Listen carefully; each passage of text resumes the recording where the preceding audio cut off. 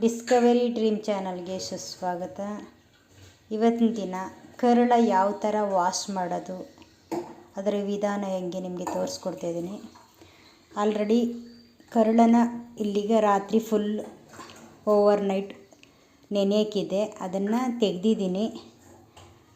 ತೆಗೆದು ಇನ್ನು ಬ್ಯಾಲೆನ್ಸ್ ಸ್ವಲ್ಪ ಇದೆ, ಅದನ್ನು ತೆಗೆದು ಹಾಕೋಬೇಕು ಇದರೊಳಗಡೆ. ಇದರಲ್ಲೂ ಕೂಡ 3 ಟೈಮು ಇದನ್ನು ನೀಟಾಗಿ ಕ್ಲೀನಾಗಿ ಚಿವುಕಿ ತೊಳಿಬೇಕು. ಇದನ್ನು ಪಾಯ್ಸನ್ ಅಂಶ ಎಲ್ಲ ಅಂದರೆ ಸೊಕ್ಕಿನ ಅಂಶ ಅಂತ ಹೇಳ್ತಾರೆ, ಅದೆಲ್ಲ ಹೋಗಬೇಕು. ಚೆನ್ನಾಗಿ 3 ಟೈಮು, ಇವಾಗ 2 ಟೈಮ್ ತೊಳೆದಿದ್ದೀನಿ, ಇನ್ನೊಂದು ಟೈಮ್ ತೊಳಿಬೇಕು. ಇದನ್ನು ಚೆನ್ನಾಗಿ ತೊಳೆದು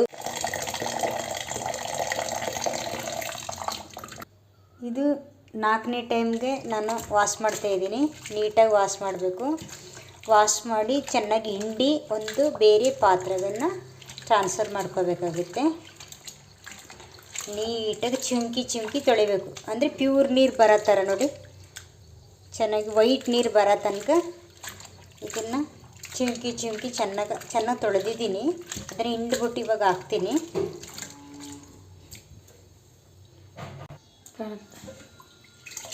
ಇವಾಗ ಈ ಥರ ಪ್ರೆಸ್ ಮಾಡಿ ಚೆನ್ನಾಗಿ ಕೊರೆದು ಹಿಂಡಬೇಕು ನೋಡಿ. ಸೊಕ್ಕು ನೀರೆಲ್ಲ ಫುಲ್ ಹೋಗಬೇಕಾಗುತ್ತೆ.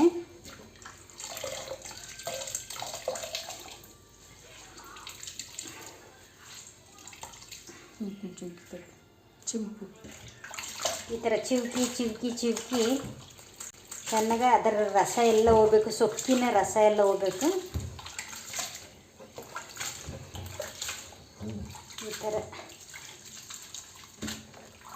ಸೋಪಿನ ನೊರೆ ಥರ ಬರುತ್ತೆ ನೋಡಿ, ಅದು ಸೊಕ್ಕಿನ ನೀರು ಅಂತ ಹೇಳ್ತಾರೆ. ಅದನ್ನು ಅದು ಹಸಿ ತಿಂದ್ಬಿಟ್ರೆ ಸತ್ತೋಗ್ಬಿಡ್ತಾರೆ. ಈ ನೀರನ್ನು ಒಂದು ಸೇಫಾದ ಜಾಗಕ್ಕೆ ಇಡಬೇಕು, ಅಥವಾ ಸಿಂಕಲ್ಲಿ ನಾವು ಬಿಡಬೇಕು ಈ ನೀರನ್ನ. ಈ ಥರ ಚೆನ್ನಾಗಿ ಕೊರೆದು ಹಿಂಡಿ ತೆಗಿಬೇಕು. ತೆಗೆದು ನಿಮಗೆ ತೋರಿಸ್ತೀನಿ ಯಾವ ಥರ ಇದೆ ಅಂತ. ಈಗ ಹಿಂಡಿ ಮಡಗಿರೋ ಅಂಥದ್ದನ್ನ ಇದು ಒಂದು ಪಾತ್ರೆಯಲ್ಲಿ ನೀರು ಮಡಗಿದ್ದೀನಿ ಸ್ಟವ್ ಮೇಲೆ. ಅದರ ಮೇಲೆ ಇವಾಗ ಒಳಗಡೆ ಹಾಕೋಣ. ತಣ್ಣೀರೊಳಗಡೆ ಹಾಕ್ಬೋದು, ಆ ಥರ ಏನಿಲ್ಲ. ಈ ಥರ ಪುಡಿ ಮಾಡಿ ಹಾಕಬೇಕಾಗುತ್ತೆ. ಎಲ್ಲನೂ ಕೂಡ ಹಾಕಬೇಕು. ಕಮ್ಮಿ ಅಂದರೆ ಒಂದು 3 ಸರಿ ಬೇಯಿಸ್ಕೊಂಡು ಅದರ ನೀರನ್ನು ಚೆಲ್ಲಬೇಕಾಯ್ತು ಹೊರಗಡೆ. ಚೆನ್ನಾಗಿ ಬೇಯಿಸ್ಕೋಬೇಕು.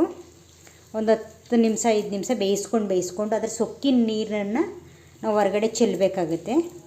ಮತ್ತು 2 ಸರಿ 3 ಸರಿ ಬೇಯಿಸ್ಕೊಂಡು ಅದನ್ನು ಹಿಂಡಿ ಮತ್ತು ಬೇರೆ ಪಾತ್ರೆಗೆ ಆ್ಯಡ್ ಮಾಡ್ಕೋಬೇಕಾಗುತ್ತೆ ನಾವು. ಇದನ್ನು ನೋಡಿ, ಇವಾಗ ಎಲ್ಲನೂ ಹಾಕಿದ್ದೀನಿ. ಯಾವುದೇ ಕಾರಣಕ್ಕೂ ಇದು ತಟ್ಟೆ ಅಥವಾ ಪ್ಲೇಟು ಮುಚ್ಚಂಗಿಲ್ಲ. ಇದು ಹಂಗೆ ಬರಬೇಕು. ಬರ್ನಿಲ್ಲ ಅಂದರೆ ನಾವು ಚೆನ್ನಾಗಿ ತೊಳೆದಿದ್ರೆ ಬರೋದಿಲ್ಲ, ಮೇಲಕ್ಕೆ ಬರೋದಿಲ್ಲ, ಬರೀ ಮರಳಂಥ ನೀರನ್ನು ಒಂದು 5 ನಿಮಿಷ ಆದಮೇಲೆ ಅದನ್ನು ಹೊರಗಡೆ ಚೆಲ್ಲಬೇಕಾಗುತ್ತೆ ನೋಡಿ. ಇದನ್ನು ಯಾವುದೇ ಕಾರಣಕ್ಕೂ ಮುಚ್ಚಂಗಿಲ್ಲ. ಇದು ಪಾಯ್ಸನ್ ಥರ ಇರ್ತದೆ, ಅದಕ್ಕೋಸ್ಕರ ಸೊಕ್ಕು ಅಂತ ನಮ್ಮ ಕನ್ನಡದಲ್ಲಿ ಹೇಳ್ತೀವಿ, ಸೊಕ್ಕು ಬಿಡುತ್ತೆ ಅಂತ ಹೇಳ್ತೀವಿ. ಇದನ್ನು ಈ ನೀರನ್ನು ತಿಂದಾಗ ಕುಡಿದಾಗ ಹಂಗಾಗುತ್ತೆ, ಅದಕ್ಕೋಸ್ಕರ ಇದನ್ನು ಹೊರಗಡೆ ಚೆಲ್ಲಬೇಕಾಗುತ್ತೆ. ಇವಾಗ ಈ ನೀರನ್ನ ಬಸ್ತಾಕ್ಬಿಡ್ತೀನಿ, ಮತ್ತು ಪುನಃ ಹೊಸ್ದಾಗಿ ನೀರು ಹಾಕಬೇಕಾಗುತ್ತೆ. ನಾನು ಆ ನೀರನ್ನು ಬಸ್ದುಬಿಟ್ಟು ಮತ್ತೆ ಬೇರೆ ನೀರನ್ನು ಆ್ಯಡ್ ಮಾಡ್ತಾಯಿದ್ದೀನಿ. ಮತ್ತು ಆ್ಯಡ್ ಮಾಡಿ ಮತ್ತೆ ಬೇಯಿಸಬೇಕಾಗುತ್ತೆ. ಒಟ್ಟು ಇನ್ನೂ 2 ಸರಿ ಬೇಯಿಸಬೇಕಾಗುತ್ತೆ ನಾವು.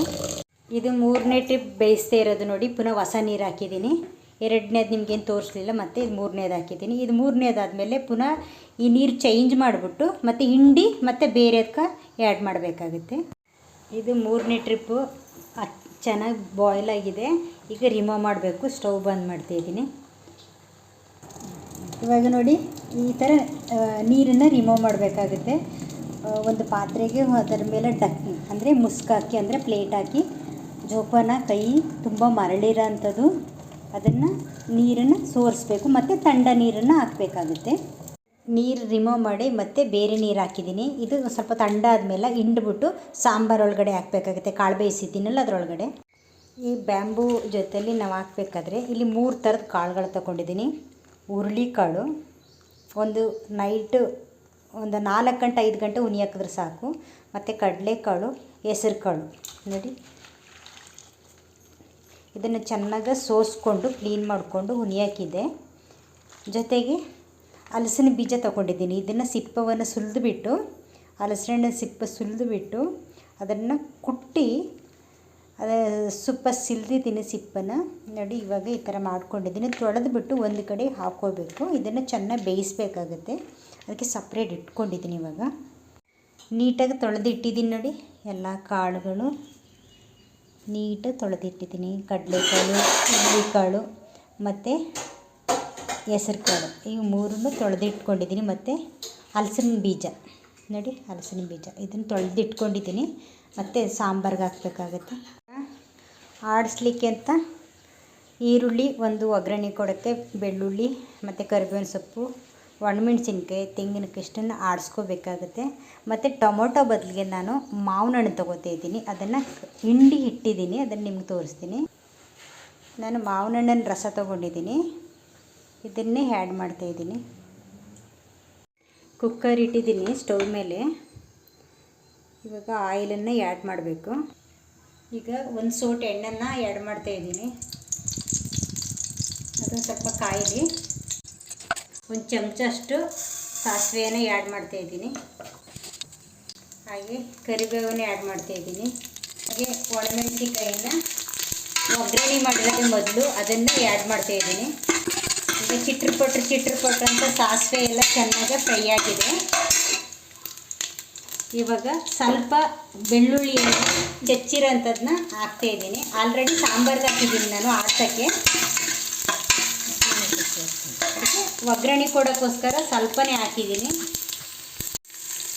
ಇವಾಗ ಈರುಳ್ಳಿ ಬೆಳ್ಳುಳ್ಳಿ ಎಲ್ಲನೂ ಫ್ರೈ ಮಾಡೋಣ ಚೆನ್ನಾಗಿ. ಈಗ ಕಲರ್ ಬಂದಿದೆ, ಫ್ರೈ ಆಗಿದೆ ನೋಡಿ. ಇವಾಗ ಸ್ಟವ್ ಮಸಾಲ ಆ್ಯಡ್ ಮಾಡಬೇಕು. ಇದು ಮಿಕ್ಸ್ ಮಸಾಲ ನೋಡಿ. 25 ಐಟಮ್ಸ್ ಇದೆ ಇದರಲ್ಲಿ. ಚಕ್ಕೆ, ಲವಂಗ, ಗರಂ ಮಸಾಲ ಪ್ರತಿಯೊಂದು ಆ್ಯಡ್ ಆಗಿದೆ.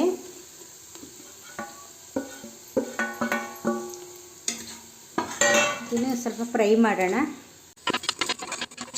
ಜೊತೆಲಿ ಮಾವಿನ ರಸನ ಆ್ಯಡ್ ಮಾಡೋಣ. ಅದು ಒಂದು ಸ್ವಲ್ಪ ಫ್ರೈ ಆಗಲಿ. ಸ್ವಲ್ಪ ಚೆನ್ನಾಗಿ ಫ್ರೈ ಆಗಲಿ ಇದು.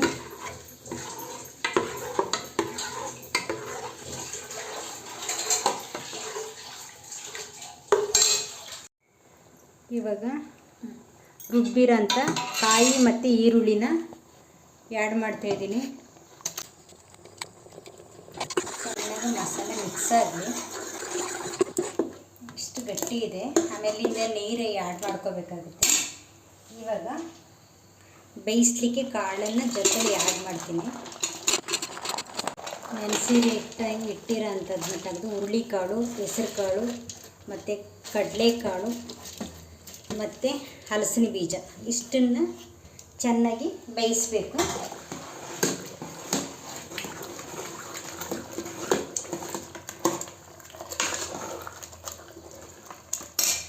ಇವಾಗ ಮಿಕ್ಸಿ ಜಾರು ತೊಳೆದ್ಬಿಟ್ಟು ಆ್ಯಡ್ ಮಾಡ್ತಾಯಿದ್ದೀನಿ.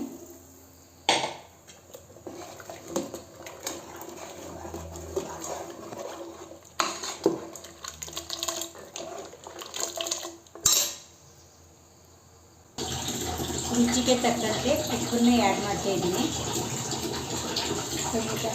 ಕಮ್ಮಿ ಜಾಸ್ತಿ ಅಂತ ನಾವು ಆ್ಯಡ್ ಮಾಡ್ಕೋಬೋದು. ಸ್ವಲ್ಪ ನೀರನ್ನು ಆ್ಯಡ್ ಮಾಡಬೇಕಾಗಿದೆ. ಇವಾಗ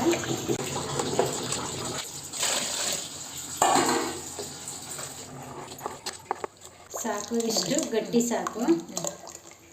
ಇವಾಗ ಮುಚ್ಚೋಣ ಇದನ್ನು. ಇದು 5ನೇ ಟ್ರಿಪ್ಪು ವಿಸಲ್ ಆಗಿದೆ. ಕಾಳೆಲ್ಲ ಚೆನ್ನಾಗಿ ಬೇಯಬೇಕಾಗಿತ್ತಲ್ಲ, ಅದಕ್ಕೆ 5ನೇ ಟ್ರಿಪ್ಪು ವಿಸಲ್ ಹೊಡೆದಿದೆ. ಬಂದು ಆದ ನಂತರ ಕರಿಳನ್ನು ಒಳಗಡೆ ಹಾಕ್ಬೇಕು, ಬ್ಯಾಂಬೋನ. ಇವಾಗ ನಾನು ಸಾಂಬಾರು ಕಾಳೆಲ್ಲ ಬೆಂದಾಗೈತೆ.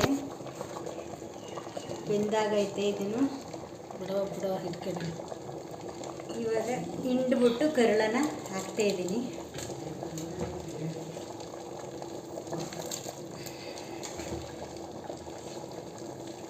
ಚೆನ್ನಾಗಿ ನೀರನ್ನ ಹಿಂಡ್ಬಿಟ್ಟು ಕರಳನ್ನು ಹಾಕಬೇಕು.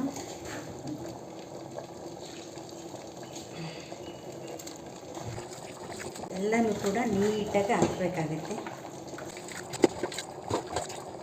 ಸ್ವಲ್ಪ ಹೊತ್ತು ಚೆನ್ನಾಗಿ ಇದನ್ನು ಮಿಕ್ಸ್ ಮಾಡಿಬಿಟ್ಟು ಒಂದು 5 ನಿಮಿಷ ಚೆನ್ನಾಗಿ ಬೆಂದಂಥದ್ದನ್ನ ಸ್ಟವ್ ಆಫ್ ಮಾಡಬೇಕಾಗುತ್ತೆ. ಇವಾಗ ಸ್ವಲ್ಪ ಬೇಯಲಿ ಚೆನ್ನಾಗಿ, ಅಂದರೆ ಉಪ್ಪಿನಂಶ ಎಲ್ಲ ಹಿಡಿಬೇಕಲ್ಲ ಕರಳಾಗ. ಬ್ಯಾಂಬೋ ಬೋಲ್ ಹೇಳ್ತಾರೆ ಇದಕ್ಕೆ, ನಮ್ಮ ಅಚ್ಚ ಕನ್ನಡದಲ್ಲಿ ನಾವು ಕರಳ ಅಂತ ಹೇಳ್ತೀವಿ. ಚೆನ್ನಾಗಿ ಮಿಕ್ಸ್ ಆಗಬೇಕು, ಕಾಳು ಸಾಂಬಾರು ಎಲ್ಲ ಉಪ್ಪು ಅದನ್ನು ಟೇಸ್ಟ್ ನೋಡಬೇಕು. ಅನಂತರ ನೋಡ್ತೀನಿ. ಇವಾಗ ಎಲ್ಲ ಚೆನ್ನಾಗಿ ಮಿಕ್ಸ್ ಮಾಡೋಣ. ಒಂದು 5-10 ನಿಮಿಷ ಚೆನ್ನಾಗಿ ಪಕ್ಕಾಗಬೇಕು. ಟೇಸ್ಟ್ ನೋಡಿದಾಗ ಇದು ತುಂಬ ಚೆನ್ನಾಗಿ ಬಂದಿದೆ. ಇವಾಗ ಒಂದು ಪಾತ್ರೆಯಲ್ಲಿ ಹಾಕಿ ನಿಮಗೆ ತೋರಿಸ್ತೀನಿ. ಚೆನ್ನಾಗಿ ಬಂದಿದೆ.